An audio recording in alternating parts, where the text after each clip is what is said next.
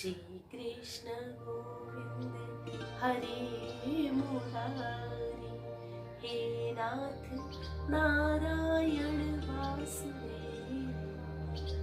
राधे राधे बंधु, जय श्री कृष्ण। आज भगवान नारायण की, भगवान विष्णु की एक विचित्र सी लीला के साथ फिर से उपस्थित हूँ मैं आपके सामने। तो इस कथा में हम भगवान विष्णु के मत्स्य अवतार के बारे में जानेंगे। भला भगवान विष्णु को ऐसी कौन सी विपदा आन पड़ी थी पृथ्वी पर कि मत्स्य का अवतार लेकर, मछली का अवतार लेकर इस पृथ्वी पर आना पड़ा उनको। तो जानते हैं हम इस कथा के माध्यम से। तो कहा जाता है कि जब पृथ्वी पर एक युग समाप्त होता है तो ब्रह्मा जी का वो एक दिन होता है, और जब उनका एक दिन समाप्त होता है अर्थात हमारी पृथ्वी का एक युग समाप्त होता है, तो उस समय पृथ्वी पर प्रलय की स्थिति बनती है। तो बात उस समय की है जब नैमित्तिक प्रलय आने वाला था। कहा जाता है कि ब्रह्मा जी जब निद्रा में चले गए थे तो उनके मुख से, उनका मुख खुला था और उनके मुख से वेदों की उत्पत्ति हुई। और जब 4 वेद ब्रह्मा जी के मुख से निकले तो हयग्रीव नामक राक्षस ने उन वेदों को चुरा लिया और समुद्र की गहराई में वो चला गया। अब हयग्रीव ने तो उन वेदों को चुराकर समुद्र तल की गहराई में जाकर छुपने का जो प्रयास किया था, वो भला भगवान नारायण से कैसे छुप सकता था। तो इसी हेतु भगवान नारायण ने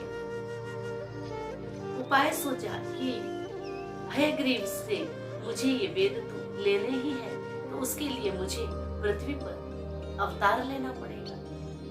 तो सत्यव्रत नामक राजा नदी में स्नान कर रहे थे और उन्होंने अपने हाथों के अंदर जल लेकर जैसे ही जो है सूर्य को अर्घ देने के लिए हाथ बढ़ाया तो देखा कि उनके हाथों में से किसी की आवाज आ रही है। जब उन्होंने चौंक कर देखा अपने हाथों में तो देखते हैं कि एक छोटी सी मछली कह रही है कि बचाइए महाराज, मुझे बचाइए, राजन मेरी रक्षा कीजिए, मैं यहाँ पर बड़ी मछलियां मुझे नहीं जीने देगी और मुझे खा जाएगी, आप कृपया करके मेरी रक्षा कीजिए इन मछलियों से।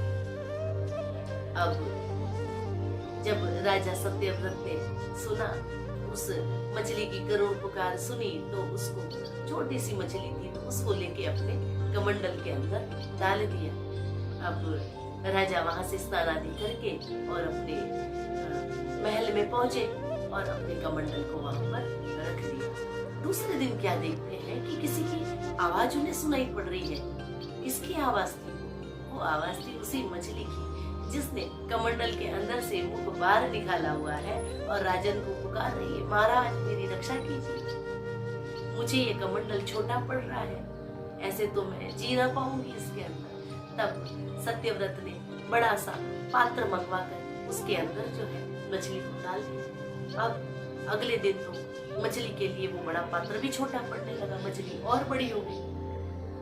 तत्पश्चात राजा सत्यव्रत ने उपाय सोचा कि इसको मैं नदी में ही लेकर चला जाता हूँ, अब तो ये बड़ी हो गई है। अब राजा ने जैसे ही उसे नदी में डाला कि उसका आकार तो बढ़ता ही गया। अब आकार बढ़ने के साथ ही जो है उस मछली ने कहा कि महाराज मेरे लिए तो ये जगह भी छोटी पड़ रही है। अब महाराज ने उस मछली को जो है अपने प्रयासों से समंदर के अंदर जो है उसको डाल दिया। लेकिन ये क्या कि समंदर के अंदर डालने के पश्चात भी जो है उस मछली का आकार बढ़ता ही गया, बढ़ता ही गया। अब राजा सत्यव्रत समझ गए कि ये कोई साधारण मछली नहीं है। अब राजा जो सत्यव्रत थे वो हाथ जोड़कर उसके मछली के सामने सिर झुकाकर खड़े हो गए। हे मत्स्य, आप कोई साधारण मछली नहीं लगती हो, बताइए आप कौन है, आप किसका अवतार है जो मछली रूप में मुझे दर्शन देने आई। अब मत्स्य ने राजा सत्यव्रत से कहा कि राजन, तुम मेरा दर्शन करना चाह रहे थे ना, मैं वही नारायण हूँ। मैं वही प्रभु हूँ तुम्हारा, जिसकी जो है तुम हमेशा उपासना करते हो। तो अब मैं तुम्हें जो बात कहता हूँ वो ध्यान से सुनो। बराबर जो है 7 दिनों के पश्चात इस पृथ्वी पर प्रलय आने वाला है। जब प्रलय आएगा तो सब कुछ जो है अपने साथ बहाकर ले जाएगा, सब कुछ नष्ट कर देगा। अब तुम्हें क्या करना है वो तुम जानो।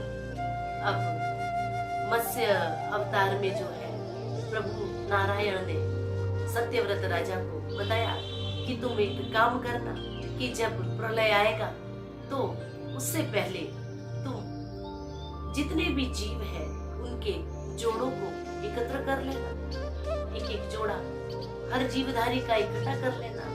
इसके अलावा जितने भी जो है अनाज है, पौधों के बीज है, वो सारे एक पोटली में इकट्ठे कर लेना। ये प्रयास तुम्हें करना है। उसके बाद में एक जहाज तुम्हें मिलेगा वहां पर प्रलय के बीच में, उस जहाज के अंदर सबको चढ़ा देना और मुझसे उस जहाज की डोरी तो काम नहीं कर पाएगी, रस्सी काम नहीं कर पाएगी। तो तुम्हें ध्यान रखना है कि वासुकी नाग को जो है तुम स्मरण करोगे तो वो तुम्हारे सामने प्रकट हो जाएंगे। वासुकी नाग से जो है एक सिरा जहाज का बांध लेना और दूसरा सिरा मेरे जो ऊपर एक सींग निकल आएगा उससे बांध लेना और मैं तुम्हें इस प्रलय से बाहर लेकर चला जाऊंगा। इतना कहकर जो है नारायण समंदर के अंदर चले गए। भगवान नारायण के कहे अनुसार 7वें दिन मूसलाधार बारिश होने लगी और देखते ही देखते प्रलय की स्थिति बनने लगी।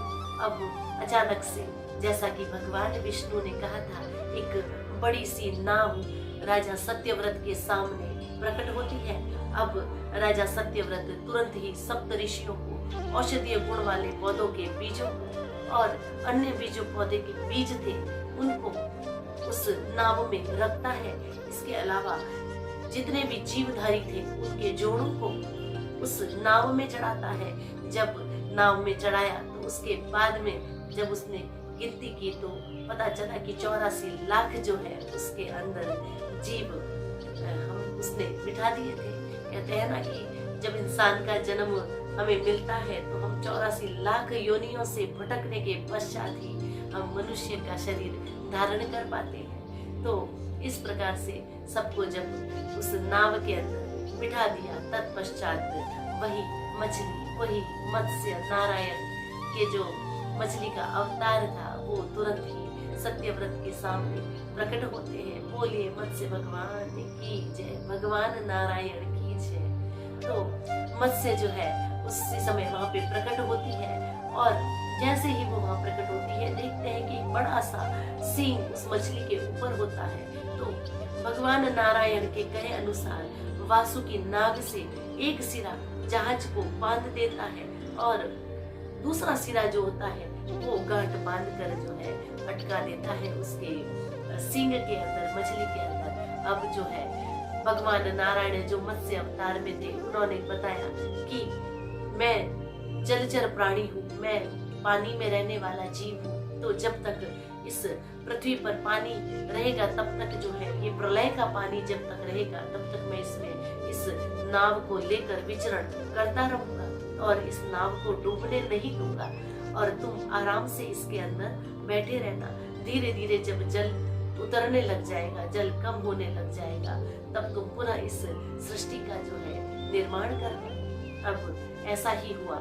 जहाज जो है उस भयंकर प्रलय के बीच में वो नाव चलने लगी, डगमग होती गई लेकिन डूबी नहीं। कहते हैं ना जिसकी नैया भगवान नारायण ने थाम रखी हो वो कभी जो है डूब नहीं सकती, हिल डुल जाए लेकिन जो है कभी डूब नहीं सकती है। तो आज ये बात चरितार्थ हो रही है। अब वो नाव को लेके मत्स्य बढ़ने लगी, इधर उधर चारों तरफ पानी ही पानी नजर आ रहा था। धीरे धीरे पूरी पृथ्वी जल मग्न हो गई लेकिन बची तो एक नाव और वो मत्स्य अवतार में हमारे प्रभु जो उस नाव को लिए जा रहे थे। अब जब नाव को लेकर वो चल रहे थे उन्होंने कर्म, ज्ञान, योग सबसे परिपूर्ण जो ज्ञान होता है वो उन्होंने सत्यव्रत को सुनाया।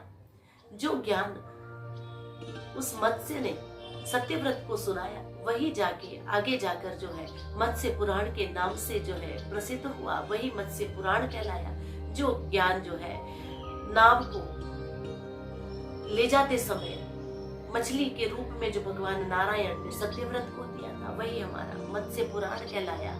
धीरे धीरे जो है पृथ्वी जो है जल से बाहर निकलने लगी, पानी उतरने लगा। धीरे धीरे वो पूरी तरह से बाहर आ गई। जब पानी कम हो गया तब उस मछली ने बोला, भगवान नारायण ने बोला कि सत्यव्रत अब मैं यहाँ से जाता हूँ और तुम मनु के रूप में इस सृष्टि का पुनः जो है तुम निर्माण करना।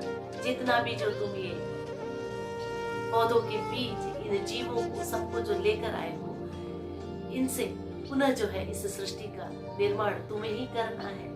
अब इतना कहकर जो है भगवान नारायण अंतर ध्यान हो गए और राजा सत्यव्रत ने भगवान के आदेशानुसार ऐसा ही किया और भगवान नारायण ने सत्यव्रत को मनु की उपाधि दी। वैवस्वत मनु की उपाधि धारण करने के कारण ही हम सब मनु की संतान कहलाते हैं। हम सब मनुष्य हैं, यानी कि हम सब मनु की संतान है। राधे राधे। जय श्री कृष्ण।